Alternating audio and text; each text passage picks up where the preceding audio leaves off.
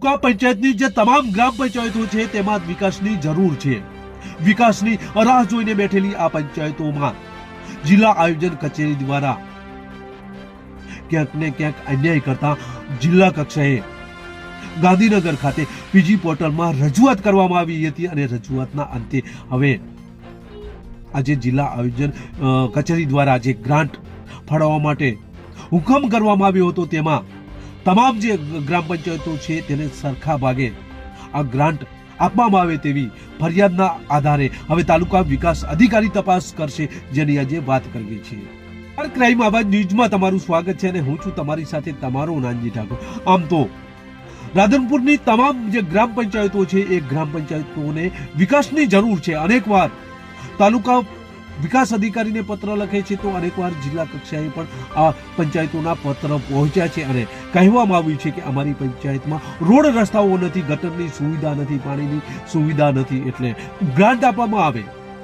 આવા પત્રો અનેક પંચાયતોના પહોંચ્યા છે, છતાં પણ તાજેતરમાં જિલ્લા આયોજન અધિકારીની જે ગ્રાન્ટ ફાળવવા માટે એક આદેશ કરવામાં આવ્યો હતો એ પત્ર ને અનુસંધાને ગાંધીનગર ખાતે રજૂઆત કરવામાં આવે છે કે જિલ્લા આયોજન કચેરી દ્વારા જે ગ્રાન્ટ મંજૂર કરવામાં આવી જેમાં ગેરરીતિઓ આચરવામાં આવી હોય તેવા પીજી પોર્ટલ દ્વારા આક્ષેપો કરવામાં આવ્યા હતા। આ આક્ષેપોમાં જણાવ્યું હતું કે રાધનપુર તાલુકાની તમામ જે ગ્રામ પંચાયતો છે તે તમામને સરખે ભાગે ગ્રાન્ટ ચૂકવવામાં આવે, કારણ કે આજે આદેશ કરવામાં આવ્યો હતો તેમાં જેતલપુરા, સાતુર જેવી જે પંચાયતો છે એમાં મોટા પ્રમાણમાં ગ્રાન્ટ ચૂકવવા માટેના આદેશ કરવામાં આવ્યા હતા।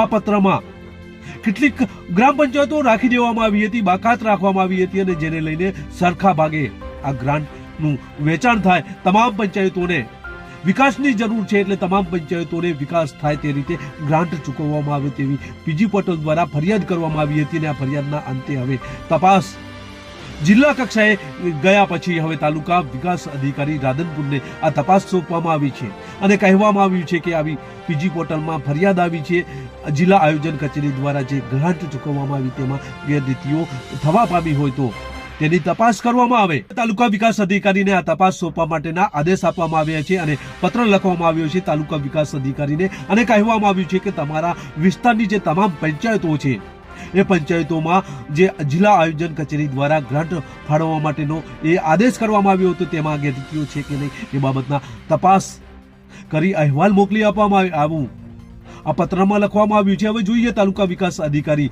કેવા પ્રકારની કાર્યવાહી કરે છે। આમ તો રાધનપુર તાલુકાની તમામ પંચાયતો જે વિકાસની રાહ જોઈને બેઠી છે, વિકાસની એ આશાએ બેઠા છે, છતાં પણ એમને ગ્રાન્ટ ન ચૂકવાતા આ રજૂઆત થઈ હતી।